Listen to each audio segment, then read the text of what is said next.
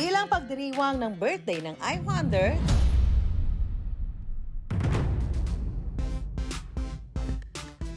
kaya bibiyahe tayo doon sa dinadagsa ng mga Pinoy. Dahil malapit lang, affordable ang gastos. Siyempre, vegetarian traveler si Juan. Ang ating destinasyon, ang itinuturing na Asia's World City. Ayun na! Whoa! We are inside the volcano. Wow! Let's go back, let's go back. Mula po dito sa Hong Kong, happy 14th anniversary, I Wonder! Ang pakay natin sa Hong Kong, hindi lang maglakwatsa, only shopping at theme park adventure. Dahil ang hashtag travel goals natin for today's video, mga pasyalan at food trip experience na nasa bucket list ni Juan. Awat muna sa ingay ng sentro ng syudad. Dahil sa Hong Kong, pwede rin mag-beach at mag-island hopping. Wala po ako sa Pilipinas. Ako po ay nandito sa Hong Kong. Fine sun din siya, ha? Mga pagkaing panalo sa panlasa ni Juan, atak! Si Empoy nga napa-breakdance pa habang nagpo-food trip. Are you ready?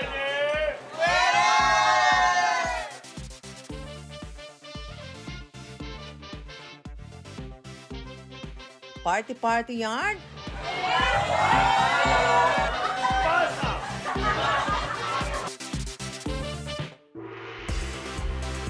Mag-cruise with a view, sakay ng makasaysayang junk boat.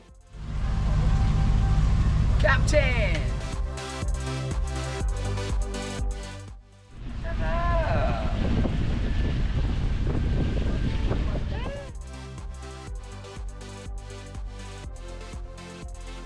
Let's G sa mga tourist spot na hindi lang pang IG story. What the meaning of PR? Yung PR, ano siya, permanent resident. Akala ko PR. perfect relationship. Wow! Pang core memory rin ng buong family. At alam niyo ba, pwede rin palang mag-educational tour sa Hong Kong sa lugar na pinaglagyan ng ating pambansang bayani na si Dr. Jose Rizal. Wanted na po si Dr. Rizal ng mga Espanyol. So, sila na yung pumunta rito.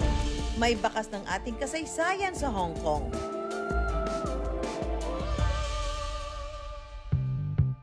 Sa ikalabing-4 na anibersaryo po ng I Wonder, lilibutin pa ho natin ang ibang lugar dito sa Hong Kong sa pakikipagtulungan ng Hong Kong Tourism Board. Kaya ready na ba kayo mga ka-Wonder? Let's go! I wonder, bakit nga ba hilig dayuhin ni Juan ang Hong Kong?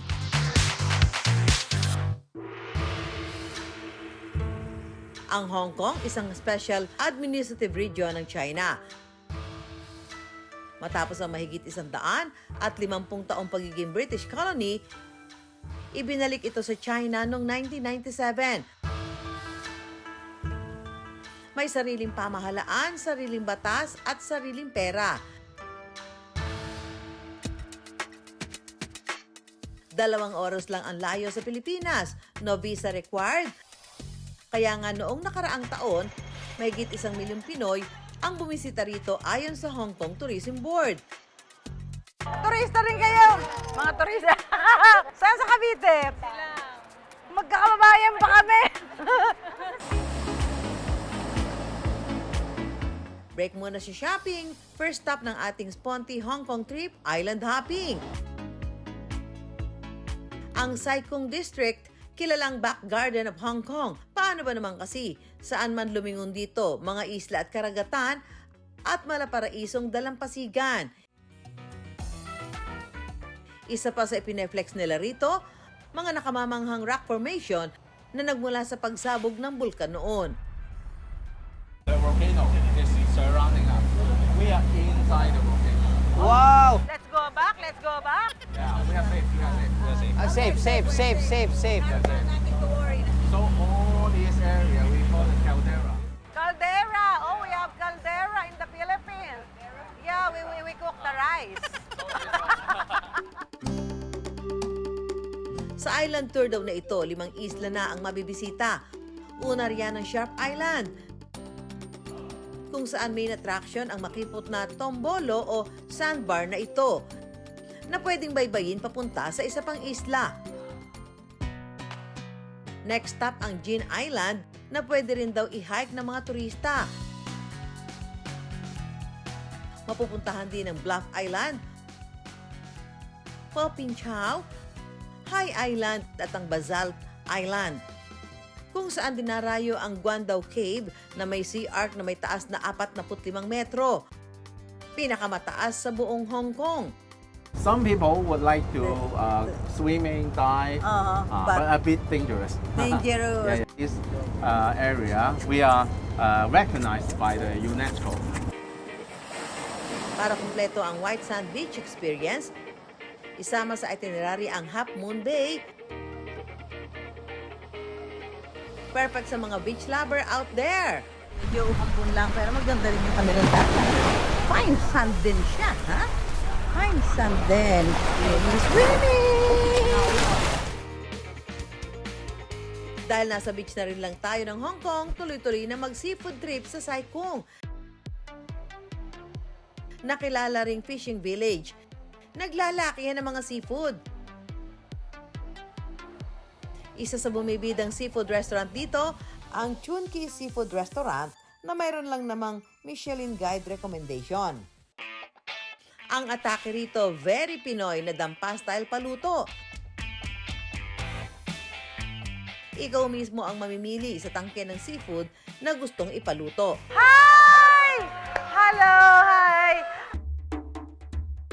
Only seafood nga rito, bukod sa paborito kong alupihang dagat, Wow! Alive and kicking! This one. This one is... Yes!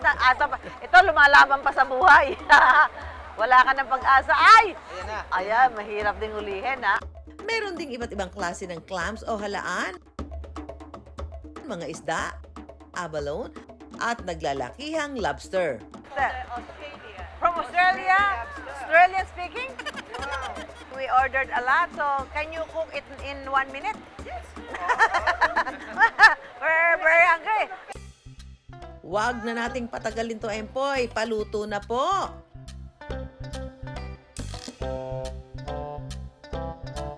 Ito ang abalone. Abalon. Yan nga yun. Laki ng laman. Tamis ng laman. Good. Razor crab. Sarap. Kung pupunta kayo sa kung kailangan ito ay must do. Kasama sa ano nyo ito nagagawin after. Anyway, pag nag-island hopping naman kayo, pag baba nyo, andito na rin Makikita siya na eh. nila. So dapat pupuntahan nyo talaga to para makapamili kayo dahil mabubusog ang mata nyo, mabubusog ang tiyan nyo sa dami ng kanilang Seafood. seafood. Talaga, anong tawag doon? First class. Fresh lang.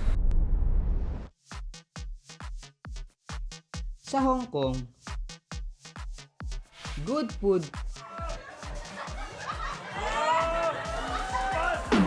plus wild moves ang masasarap na pagkain may kapartner na sayawan. Welcome sa Chung Pu Kitchen. Kilala ang kanilang Cantonese-style food, tulad ng shrimp pot with vermicelli, stir-fry garlic beef bites, and more. Pero ang isang binabalik-balikan ng mga suki,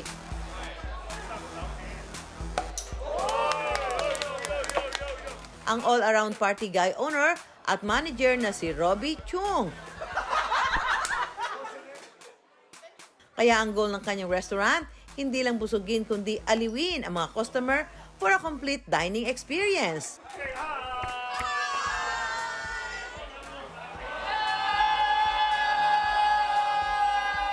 At eto na nga, habang waiting sa pagkain,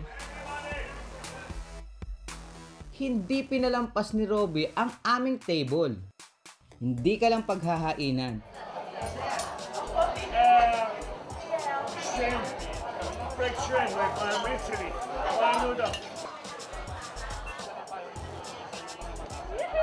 susubuan ka pa.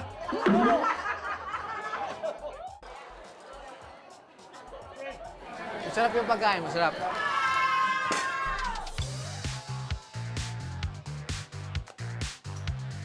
At may kasama pang dance moves.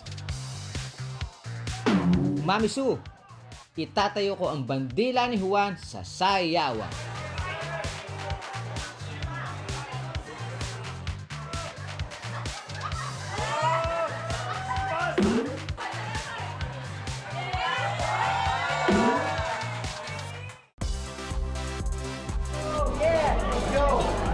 Grabing experience talaga to. Very Pinoy feels talaga.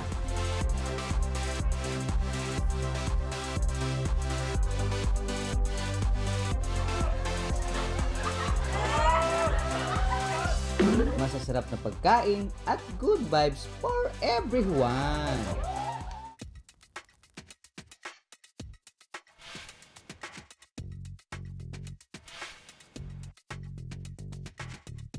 Kapag busog na sa food trip, ang next goal ni Juan, picture-picture naman. Lalo na sa Hong Kong, kung saan ang bawat sulok IG-worthy. Sa dami kasi ng magagandang tanawin dito, tiyak mapapaselfie ka talaga. Uy, mukhang maganda mag-picture dito ah. Favorite kaya nating mga Pinoy yan. Tulad na lang ng Tsim Sha Tsui Clock Tower na madalas aurahan ng mga turista. Makapag-selfie nga. Ba yan? Ang pangit ng angle ko. Ay, nako. Panga. Excuse me, do you need some help? Do you need some help to take photos? Can you take photo me? Yeah, I'll take a picture of you with my camera. Buti na lang, may someone to the rescue. Pak, is this really me? Salamat na lang kay kuya na nagpicture sa akin. Nice, nice. Sir, kumusta? Okay naman. Matagal na kayo dito? Mga ano na kami. Ako 8 years. 8 years? Tapos yung asawa ko, Hello, madam. 2 years. Yeah. Hong Kong siya, Hong Kong. Pinoy. Pinay ka rin? Yes. Yeah. Wow! Pinay din! Nakakapag-Tagalog. Meet Ace, 8 taon ng architect/photographer dito sa Hong Kong. Sa papitik-pitik ng kamera, nakilala ni Ace ang Chinoy photographer na si Deb. Nag-click, na-develop, at nauwi sa kasalan. Filipino kami, tapos naging PR dito. Sa Philippines kami pinanganak.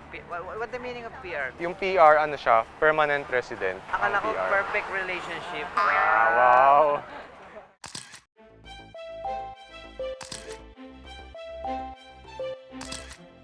Ang hilig ni Ace sa architecture at photography, suwak daw rito sa Hong Kong. Itong lugar na to, Tsim Sha Tsui District. Tsim Sha Tsui? Tsim Sha Tsui. Ito yung isa sa sikat na lugar dito, pang picture din. Okay. 5-star hotel siya. 5-star 10. Year 1928 siya ginawa. Ito, mismo. Sobrang tagal na niyan, mga mag 100 years na. Aba siyempre, hindi ako papahuli sa picturean mga ka-wonder.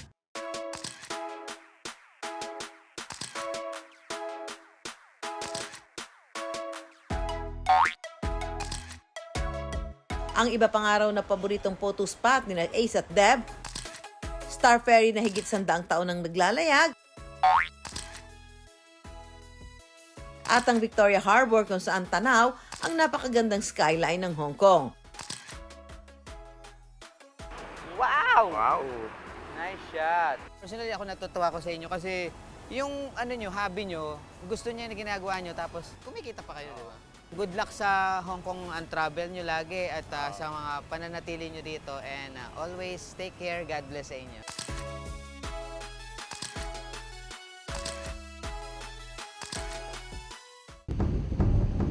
Sa unang tingin, aakalain mga pirata ang sakay ng lumang bangkang ito. Pero, hep mga ka-wonder, hindi ito barko nila Captain Hook kundi isang makasaysayang bangka sa Hong Kong. Wow! Amazing boat! Welcome aboard mga ka-wonder! Halos mag-iisang dekada nang naglalayag ang Aqua Luna. Pagsakay ko pa lang, para na ako naka-time travel pabalik sa makalumang paraan ng paglalayag ng mga Tsino. Ang bangka kasi idinisenyo ng isang 80 anyos na shipbuilder. Hango sa itsura ng tradisyon na Chinese Red Sail junk boat na ginagamit sa pangingisda at pangangalakal noong unang panahon. Hindi lang ito basta-basta cruise sa halagang 399 Hong Kong dollar or 2,894 sa peso natin, ma-enjoy mo na ang boat tour na may view ng Victoria Harbor sa loob ng 40 minuto. At hindi lang mga mata mo ang mabubusog dito sa mga view. Mabubusog din ang tiyan mo sa mga dim sum pastry na nakahanda at hinahanda nila.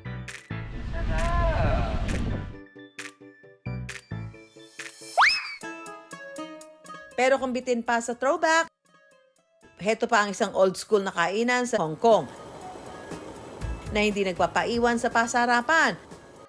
Ang Lin Yung Lao Restaurant na mahigit 100 years old na.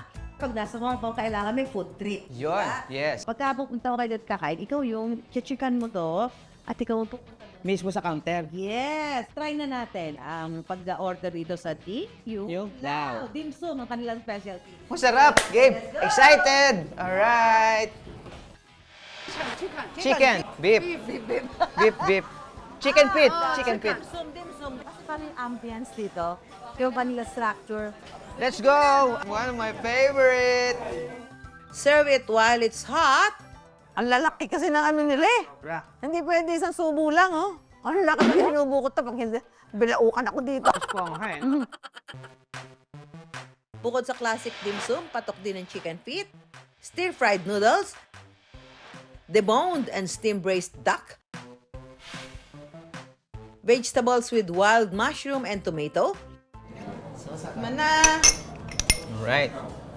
Me too.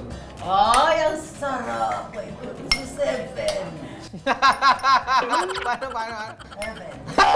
Sarap! Lasang pesa. Sarap. Harap! So kaya naman pala siya tumagal ng 104 years old. Dahil talagang yung parang kahit paano na pinagpatuloy nila yung authentic na lasa ng mga Chinese dishes nila dito. So mabalik-balikan mo talaga. Mga kwento at pagkain ng nakaraan, bentang-benta pa rin hanggang ngayon. Napag-usapan na lang din naman ang kasaysayan. Alam niyo bang may isang tanyag na Pinoy na dumayo noon ng Hong Kong, hindi bilang turista? Sa loob ng isang taon na malagi sa Hong Kong, ang ating pambansang bayani na si Dr. Jose Rizal para pansamantalang mamuhay. Kasama ang photojournalist na si Enrique Rueda Sadiosa at may akda ng Dr. Jose Rizal Travels 2020, tinunto namin ang lugar na tinirahan ni Rizal sa Hong Kong. Dito po tayo sa Red Naxela Terrace. Sino naglagay nito, Mark? Pumunta po dito si Ambeto Campo para ilagay po itong marker na to. Sagrado po ito. Tuwing birthday anniversary ni Dr. Rizal and then death anniversary, lagi po kami naglalagay ng bulaklak. Mula December 1891 hanggang June 1892 raw nang mamalagi si Rizal sa Hong Kong. Noong time po kasi na yun, wanted na po si Dr. Rizal ng mga Espanyol. So sila na yung pumunta rito. Pero bukod sa marker na ito, natuntun daw nila Rick ang eksaktong lugar kung saan nakatayo ang tinirhan ni Rizal noon. According to our research, yun sa kanyang calling card na number 2 Red Naxela Street, Ito po yun. Terrace, dito po yun. Bakit sa Hong Kong niya naisipang tumira pansamantala habang pinaghahanap na siya? Mas madali dito and yung proximity kasi ng Hong Kong, hindi talagang isang sakay lang. Oo. And then yung time na yun, tirahan talaga to ng mga Pilipinong inahanap ng space. Dito naman sa De Aguilar Street sa Central District matatagpuan ang itinayo niyang klinika para sa mata. Nung panahon ni Dr. Rizal, itong lugar na to, maliit lang tong kalye. Kilala siya sa Hong Kong noong time na yon. Especially yung mga Filipino na nakatira dito. Nagkaroon siya ng amount para ituloy niya na yung travel niya, second travel na sa Europe. Maiksing panahon man ang inilagi ni Rizal sa Hong Kong. Naging malaking bahagi naman ito ng kwento ng kanyang buhay. Na taon-taon nang inaalala ng mga Pinoy sa Hong Kong, gaya ni Enrique. Kaya mga ka-wonder, sa susunod na pagbisita sa Hong Kong, pwede rin sariwain ang alaala ng ating pambansang bayaning si Gat Jose Rizal.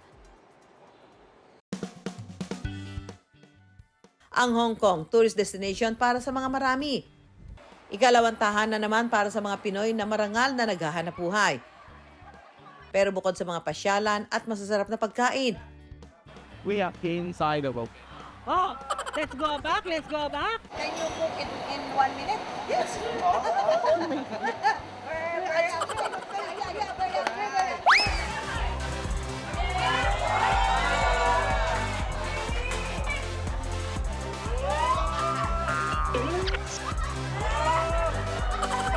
marami pang natatagong yaman ng Hong Kong para matuto at magbalik tanaw sa nakaraan. There's more to Hong Kong talaga. Tingnan mo yung mga Philip Heights.